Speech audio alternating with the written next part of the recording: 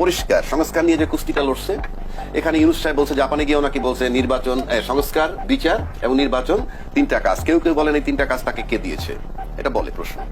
কিন্তু প্রশ্ন হচ্ছে তাকে কাজ দিবে কে? সেটা সরকার বৈধ মানে নির্বাচিত সরকার না, বাট সে 100% বৈধ সরকার, কারণ সাংবিধানিক ভাবে সে বসছে 106 অনুচ্ছেদের ফাইন্ডিংস মোতাবেক, এবং তাকে বানানো হয়েছে অন্তর্বর্তীকালীন সরকার। তো অন্তর্বর্তীকালীন সরকার বলতে আমাদের সংবিধানে কিচ্ছু নাই, এক। দুই, তার ফাংশন কি কি করবে সেটাও বলা হয় নাই। রাজনীতিবিদ অনেকবার দেখা করছেন, তারাও কিন্তু কি অ্যাসার্টেন করেন নাই উনি কি কি করবেন। এইটা সময়ের ব্যবধানে এসে এই জায়গাটায় ঠেকছে। আমি খুব সহজ করে দিচ্ছি, এমন কোন রাজনৈতিক দল নাই যারা সংস্কারকে প্রেফার করে না। সেক্ষেত্রে সিম্পল, দুদুভাই যদি তার জীবনে 2বার প্রধানমন্ত্রী হয়, কথার কথা, আর কি লাগে? দুদুভাই যদি জীবনের একটা দলের 2 টার্ম প্রধান থাকেন 5 বছর করে, আর কি লাগে? কিংবা আমি যদি একটা দলে থেকে 2বার এমপি হই, আর কি লাগে?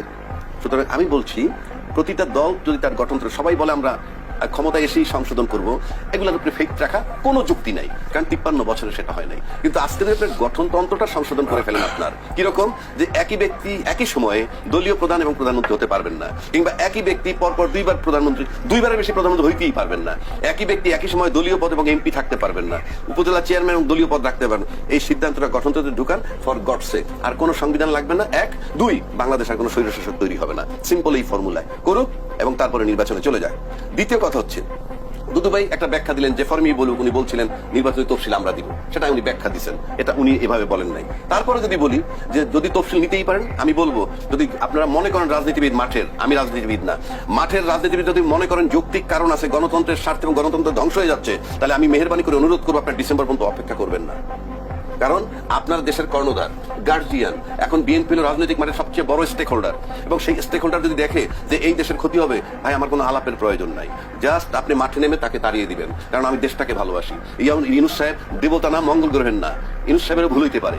এবং আমার প্রশ্ন হচ্ছে, যদি আপনি তাকায় তাকে ক্ষতিটা দেখতে পারবেন না, কারণ আপনারা জনগণকে রিপ্রেজেন্ট করেন। আমি আই এম অ্যান ইন্ডিভিজুয়াল, জনগণকে যারা রিপ্রেজেন্ট করেন, যেমন তারেক জিয়া সাহেব গত 7-8 মাস 10 মাস যাবত খুব সফট ভাষায় কথা বলে আসছেন, খুব সুন্দরভাবে, ভালো লাগছে। কিন্তু এবার দেখলাম উনি একটু কঠিন হয়ে গেলেন, হয়তো ওনার কাছেও কোনো ইনফরমেশন বা আছে, এবং উনি যে কঠিন হয়েছেন সেটা আমি একসেপ্ট করেছি।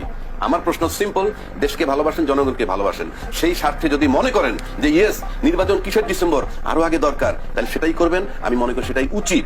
আর তা না করলে কিন্তু আমি ব্যক্তিগতভাবে দুদুভাইয়ের সাথে দেখা হলে বলবো, যদি ভোট নিতে আসে, ভাই ভোট নিতে আসেন, দেশের সর্বনাশ তো ডিসেম্বর পর্যন্ত অনেক করছে, এবং সেটা আপনার তাকায় তাকায় দেখছেন। রাষ্ট্র আপনার কাছে কি গ্যারান্টি আছে আপনার কাছে যে রাষ্ট্র আপনার কাছে নিরাপদ থাকবে? আমি সেই যুক্তিটা চাই, এবং মাঠে নামুক, তাতে আমার আপত্তি নেই।